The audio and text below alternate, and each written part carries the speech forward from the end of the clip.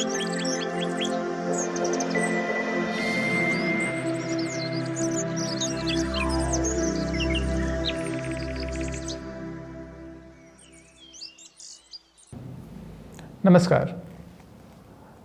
पिछली बार हम लोग आंवले के गुणों के बारे में चर्चा कर चुके हैं। आंवला आयुर्वेद में वर्णित औषधियों में से सर्वश्रेष्ठ वनौषधि में इसकी गणना होती है। आंवले के गुणों के बारे में जानकर ही इसे संस्कृत में अमृत फल का नाम दिया गया है। अमृत के समान इसके गुण हैं, पर आज हम लोग इसके कुछ अवगुणों पर भी चर्चा करेंगे। वैसे देखा जाए तो आंवला के अवगुणों के बारे में चर्चा करना तो वैसे ही है जैसे बाल का खाल निकालना, पर मैं यहाँ पर इसे आंवले का अवगुण नहीं कहता हूँ। मैं इसे कहता हूँ कि किन्हें आंवला नहीं लेनी चाहिए, किस अवस्था में हम लोगों को आंवला का सेवन नहीं करना चाहिए और किसे आंवला का सेवन नहीं करना है।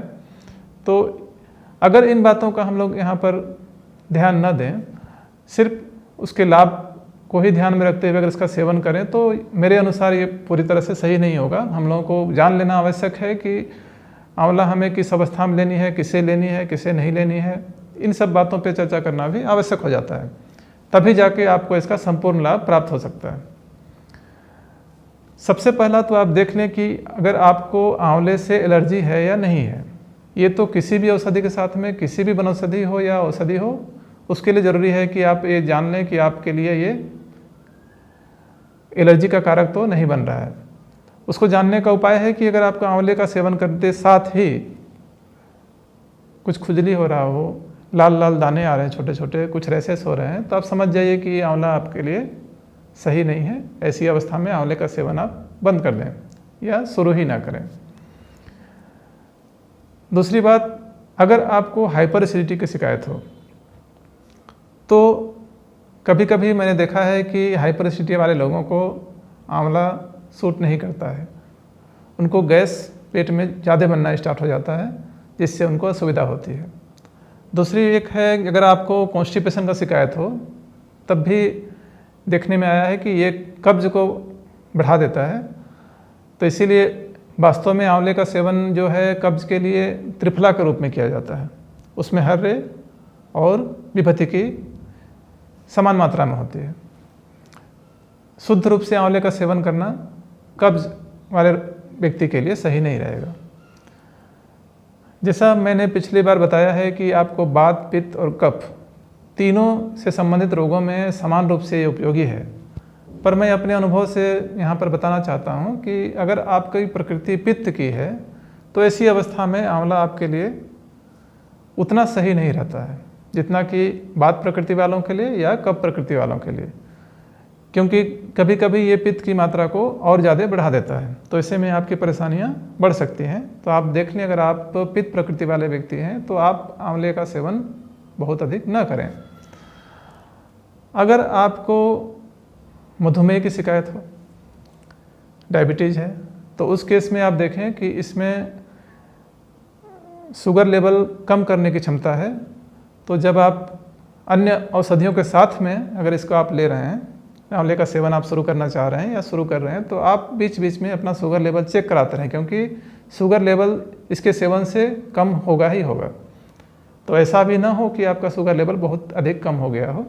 इसके लिए एक सावधानी के रूप में मैं बताना चाह रहा हूँ कि जब भी आप आंवले का सेवन आप स्टार्ट कर दें तो बीच बीच में शुगर लेवल को चेक करते रहें। अगर आपको कोई ब्लीडिंग डिजॉर्डर है तो उस केस में आंवले का सेवन ना करें। इस केस में ये आपके लिए थोड़ा घातक हो सकता है। अगर कोई सर्जरी का प्लान अगर आपका बन रहा है कि इन फ्यूचर में अगर कोई सर्जरी आपको करानी है, तो उस केस में अगर आप नियमित रूप से आंवले का सेवन करते आ रहे हैं तो 15 दिन या 1 महीना पहले ही आंवले का सेवन बंद कर दें, क्योंकि ऐसी अवस्था में आपके लिए आंवले का सेवन सही नहीं रहेगा। अगर आपको कोई लीवर संबंधी समस्या हो तो ऐसी अवस्था में भी मैंने देखा है कि अगर लीवर से रिलेटेड कोई समस्या हो और आंवले का सेवन कराया जाए तो उसमें एसजीपीटी की मात्रा थोड़ी बढ़ जाती है। तो वैसे में समस्या थोड़ा और बढ़ जाता है, इसलिए इस अवस्था में भी आंवले का सेवन आप वहाँ पर बंद कर देंगे। जब भी आपको कोई लीवर संबंधी समस्या का पता चले तो वैसे में जो आप नियमित रूप से आंवला ले रहे हैं उसको आप बंद कर दें, क्योंकि अब वहाँ पे आपको थोड़ा सा सावधानी की आवश्यकता है।